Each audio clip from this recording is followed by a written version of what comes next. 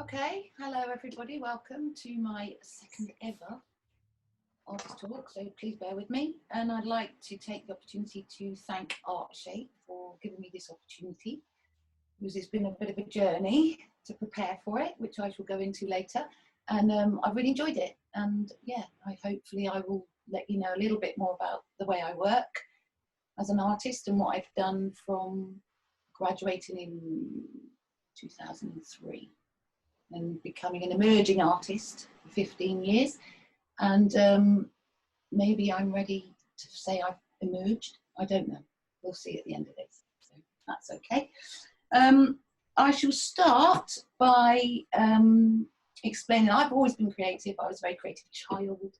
I think lots of people gave me things to do to keep me quiet. I have a hidden disability, which I found out when I was 36, when I was studying for my BA. And it sort of, yeah, led, I think, to me being quite a hyperactive child, always on the go. So yeah, I did a lot of crafting, a lot of making, a lot of painting. Ended up doing a foundation course and going into art, and then it sort of, I didn't. Lived a very alternative lifestyle, became a knitwear designer in my 20s, and life went on, and I found myself wanting to study art formally, so I went back and took my BA, which I graduated when I was 40, and since then I have been working in social care to give myself a little universal basic income and allow myself to pay the rent and be a single mum for a long time, 15 years, and then I sort of ended up going back to college, I think, because as a single parent, it allowed me to be there with my son in the holidays. It allowed me to study art that I'd always wanted to do. And yeah, I think maybe we'll start the first images, Harriet, and I can talk you through the work I was doing when I did my BA. Okay, so Harriet can put the images on, that'd be lovely. So I did a lot of work around trauma and recovery. I focused on ice, and that represented to me emotional coldness. It gave me material to work with. I did a lot of investigating stuff, even though I did a foundry degree. I began to use video and film and installations in my work, and I experimented, I played, I really enjoyed my BA. I loved studying. I'd become a passionate fan of lifelong learning. I loved it. I did ice smashing. This one was a performance, a live performance in front of a few people, and that's the only live performance I ever did. I then did performance to videos. I like to capture a moment and a feeling in an image from a video. That was where I got it from. It was like, it helped with my memory. And yeah, and then I've always knitted, I've always crafted. I used it as a relaxation tool a lot from my ADD symptoms, and it kept me quiet, kept me engaged, kept me focused. So knitting and crocheting has always been something I did. I moved from crafting and I started to incorporate it in my work. After I finished my studies, I didn't really know what to do, so I worked in the field of domestic abuse for 15 years. I worked as a support worker with children, using my creativity a lot in the projects I was working with. And I began to become a freelance artist for ArtShape. And then I began to look at my training, which was as a gallery artist, really. It was like you do a piece of work and you put it in a gallery and it sells. And my work was becoming more conceptual. Yeah, that's a few more of the pieces I've done in the years before I did my BA. I've started using a lot of crochet work and stuff like that, and begun to make more three-dimensional works with it as well, as you can see from the dove. We're going back to ArtShape. I worked with ArtShape and I began to realise that a lot of my outcomes from classes I did and various projects I did over the years, and you will see that there's hidden outcomes to everything. So I chose carefully how I did my how I chose my MA, I felt like I needed to come back in. The social care side of my life was taking over. My work was dishevelled. I was doing photography over here and bits and pieces over there. I was reacting to things with art. I didn't feel like a fine artist. I don't know, I got a bit lost. So I felt, and I was reaching a ceiling. You'll realise that making an actual living and doing art all the time is really challenging. And there's not many jobs out there, and you do have to have different skills. And I was beginning to understand my neurodivergency and my ADHD and how it affected me and how it affected my work and my planning skills and the way I wrote down what was in my head. And so I was applying for jobs. I wasn't getting interviews. I wasn't getting anything. I didn't really know what I was doing. So I felt like I needed to go and do another bit of study. So I didn't know what to study. And as I say, I did all these hidden things, all the joy I was getting from art shape classes. I wanted to add that in. So I chose social sculpture. And social sculpture is about shaping experiences for other people by explaining the way we come to ideas and our own creative practice, working towards a humane and ecologically viable future, and really using the imagination and thought and experience and dialogue as art forms. I mean, if you want to understand, I will send out a piece of paper with lots of links of different social sculpture works over the years, but one particular one that is really easy to explain is Pedro Freres. He was in Mexico. He realized that all the drug cartels were leading everywhere, all the drugs and the violence and the gun laws. There was beginning to be mass shootings. I mean, this was like 2007. He started this project and he collected guns. He was an amnesty. He worked with the police and there was an amnesty, and everyone could hand guns in. So there was 1,527 guns handed in, and he went over them in a big theatrical way with a steamroller and flattened them and melted them and made them into spades. And he gave the spades out to the community, just left them around. 1,527 spades instead of guns. And he put them all out, and he encouraged people to go and plant trees. So all of the guns have now turned into flourishing trees in the city. And he still does lots of different work like this. This is a social sculpture project. It's about enabling people to find their own agency, be they an artist or not. Everyone's an artist. So they can join in and they can, and I talked about this in a video that I've given to Harriet and Amy, that if you want to get the link and see, you're welcome. I did a talk 2 years ago and I went more into Joseph Beuys and social sculpture, so I probably won't go any more into that now. So before I show the next images, which explain the next piece of work, since I've studied at Oxford and had such a wonderful experience for a year there, my work has adapted and changed, and I've started wanting to do work that is more long and repeated. It was exhausting. I was just making a piece of work, showing it. It wasn't selling. I don't make saleable work. And where do you put it? You have like I've got storage with pieces of work everywhere. So I decided that I wanted to make a piece of work that I could go, because of the invisible materials of the conversations and the things, which I'll explain a bit more.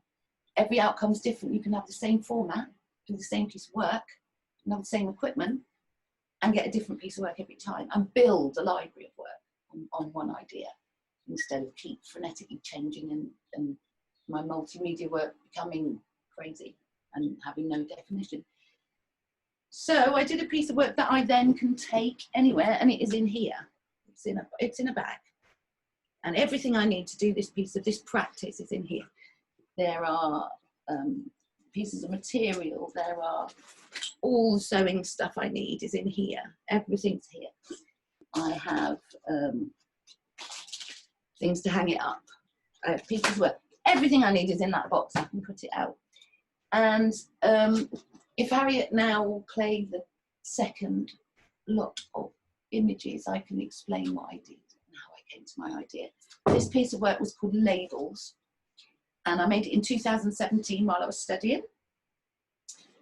And I began to look at the garment industry and garment slavery.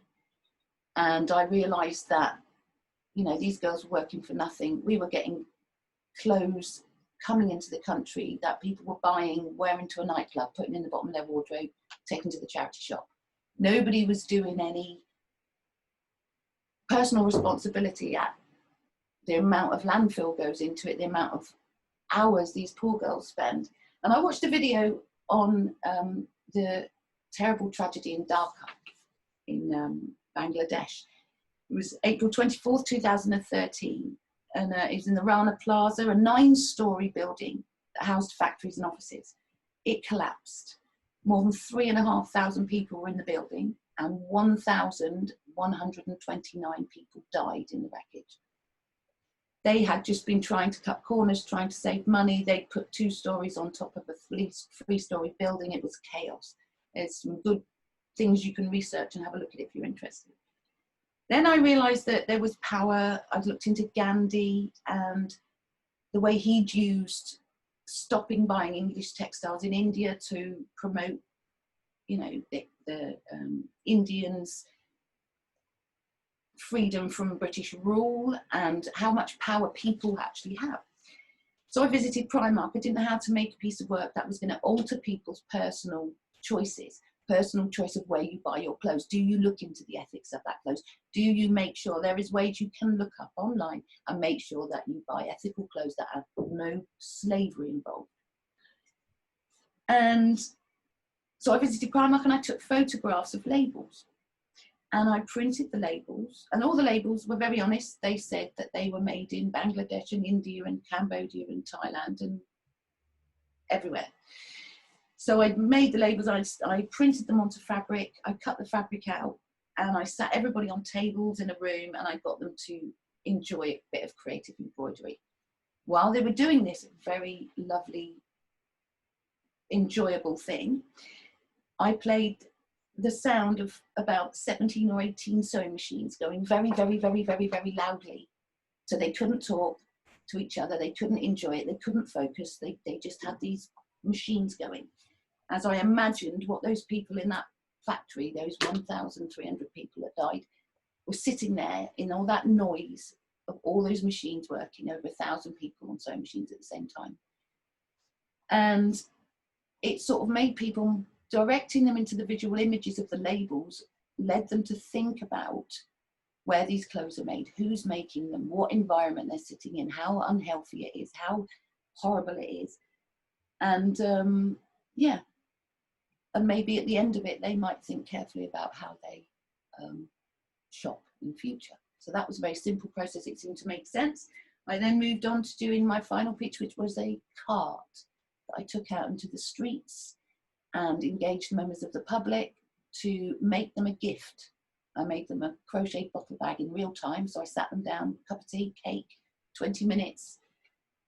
Conversation, I recorded the conversations and I will eventually put them all together in a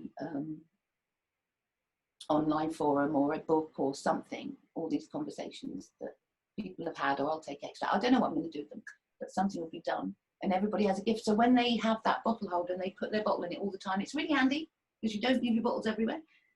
They will hopefully think about where they, well, how much plastic they use and whether they can reduce it and whether they can stop what's happening in the oceans. So there'll just be a massive collection of stories, really, at the end of it all. So those are my works I've done since graduating, really.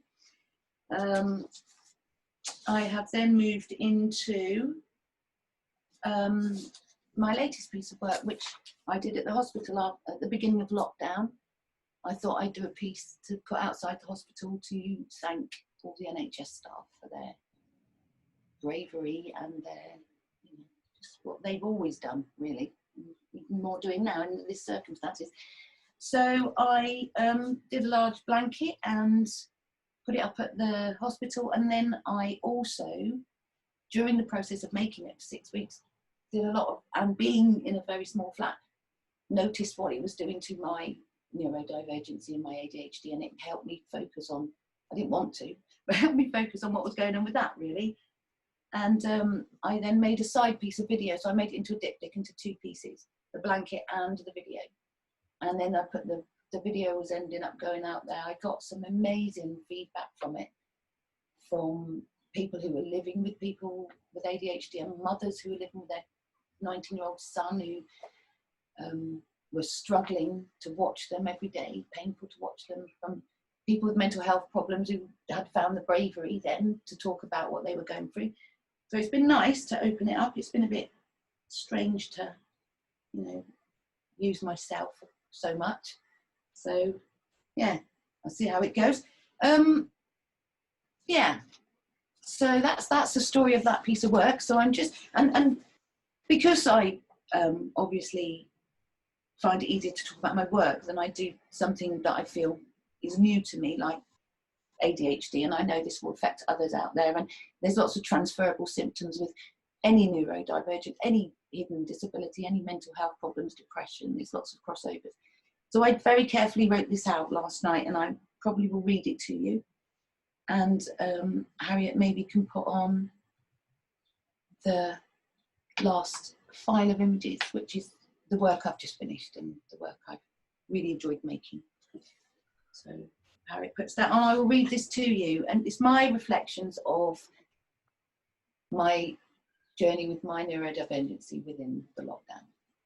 So I've noticed that during the 6 weeks that I crocheted for 8 to 12 hours a day and had process in my life, I could sit and watch an hour-long programme. Focus of being present in my day, cook meals on time, keep a healthy routine. I even wrote one of my most successful, clear and precise applications for work and got selected for interviews. So process, 10, 12 hours crocheting, done me good. But when the making of the work was complete, and I then traded crafting for more cerebral pursuits like managing my social media, speaking on the telephone to people, promoting my work, editing of films, I started to read 3 books at once in different rooms. And then I thought, hang on.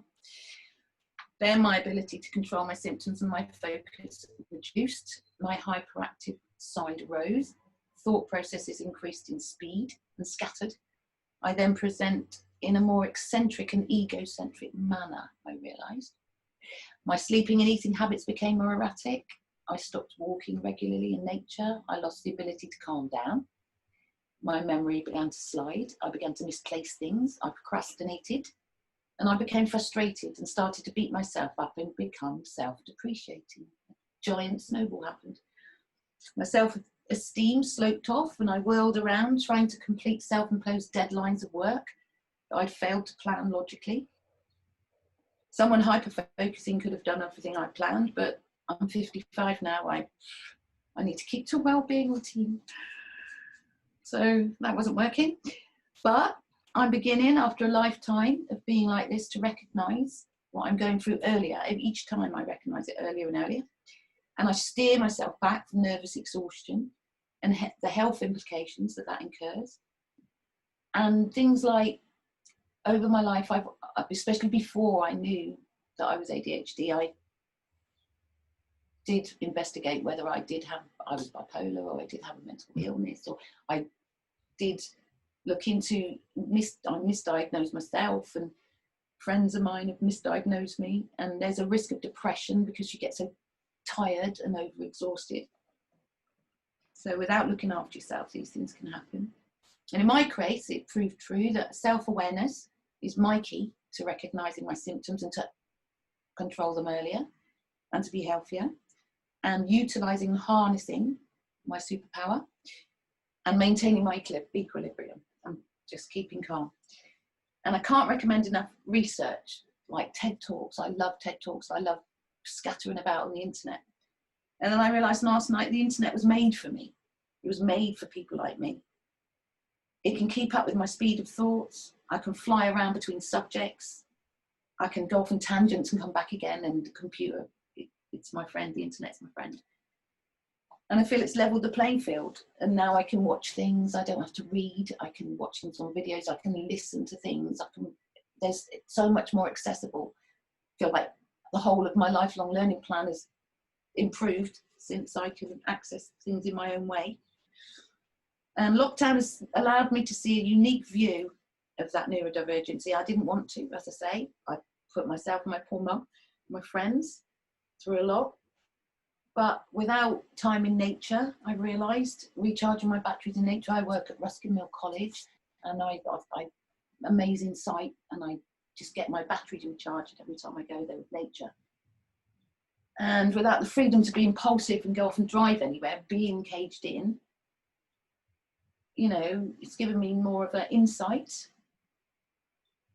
and it's allowed me to create a dialogue through my work with other people, and starting to address how it is important to me how people understand me when they work with me closely and remain patient with me, how if they get impatient I get worse, and just, you know, neurotypical people out there as well may have friends. Everybody knows somebody, and if they're a little bit more patient with somebody, or people are more patient with themselves, then that's it. It's amazing.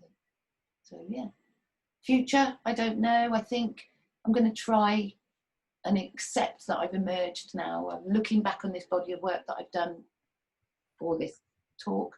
I've realised I've actually done a lot more than I thought.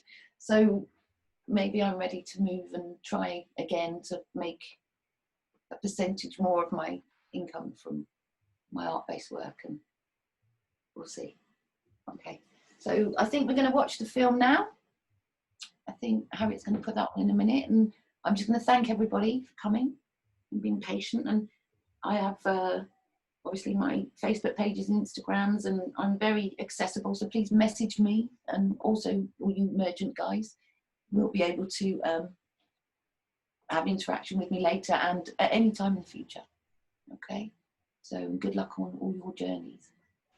Avoid coming close contact unless it's in the supermarket. Blinded by things that you do not need until you're swimming in a sea of lipstick. Isolate yourself in your bedroom. Lock all of the doors, let no one in. Stare at your device, you better think twice. Count your blessings and repent for your sins. Cause if the devil comes knocking, you'll be first to go. Pray it to God to be on our side. But if he doesn't exist and it is just this, think how your losses, run and hide. We're on lockdown. See the fear in your eyes. We're on lockdown. And a mask to the sky. We're on lockdown. You better run and hide. Behind locked doors, so blow sky high. The end could be nigh for the sins of man, or a tinfoil hat population plan, a climate change prevention, extension from extinction. You don't have a clue. Phone your loved ones soon, or hold them close for a kiss or a hug. Could be a lethal dose, but make sure that you're still not a whack, so the economy don't collapse. And if the devil comes knocking, you'll be first to go. Pray for God to be on your side. But if he doesn't exist and it is just this, think how your losses, run and hide. We're on lockdown, so the fear in your eyes. We're on lockdown, and a mask in the sky. We're on lockdown, you better run and hide. Behind locked doors, don't pass that high. This is the worst public health crisis for a generation. Some people compare it to seasonal flu. This disease is more dangerous, and it's going to spread further. And I must level with you, level with the British public. More families, many more families, are going to lose loved ones before their time.